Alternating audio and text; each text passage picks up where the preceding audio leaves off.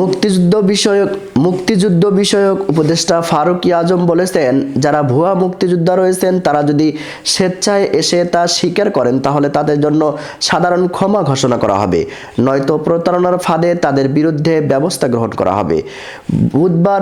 বুধবার মুক্তিযুদ্ধ বিষয়ক মন্ত্রণালয়ে আয়োজিত এক সংবাদ সম্মেলনে তিনি এসব কথা বলেন। মুক্তিযুদ্ধ বিষয়ক উপদেষ্টা বলেন, বৈষম্য বিরোধী ছাত্র আন্দোলনের প্রাথমিক ও মূল লক্ষ্য ছিল কোটা সংস্কার। পরবর্তী সময়ে এই আন্দোলন বৈষম্য বিরোধী আন্দোলনে রূপ নেয়।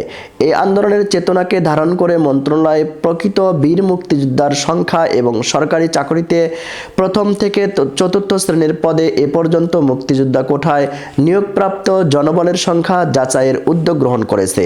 তিনি বলেন, ইতিমধ্যে মন্ত্রণালয় থেকে অমুক্তিযোদ্ধা শনাক্তকরণ প্রক্রিয়ার কাজ আরম্ভ হয়েছে। অমুক্তিযোদ্ধা শনাক্তকরণে অভিযোগ ফরম মন্ত্রণালয়ের ওয়েবসাইটে প্রকাশিত হয়েছে। মুক্তিযোদ্ধাদের তথ্যাদি যাচাই বাছাইয়ের জন্য একটি পূর্ণাঙ্গ ডাটাবেস তৈরির কাজ এগিয়ে চলছে। ফারুক আজম বলেন, সরকারি চাকরিতে মুক্তিযোদ্ধা কোটায় নিয়োগপ্রাপ্তদের পূর্ণাঙ্গ তালিকা প্রস্তুত করার জন্য সব মন্ত্রণালয় থেকে তথ্যাদি সংগ্রহের কার্যক্রম গ্রহণ করা হয়েছে। এতে করে সরকারি চাকরিতে মুক্তিযোদ্ধা কোটায় নিয়োগপ্রাপ্তদের সংগৃহীত তথ্যাদি যাচাই বাছাই পূর্বক একটি পূর্ণাঙ্গ ডাটাবেস তৈরির কাজ চলছে। এ পর্যন্ত প্রাপ্ত তথ্য অনুযায়ী সরকারি চাকরিতে মুক্তিযোদ্ধা কোটায় নিয়োগপ্রাপ্ত সর্বমোট সংখ্যা 89,235 জন।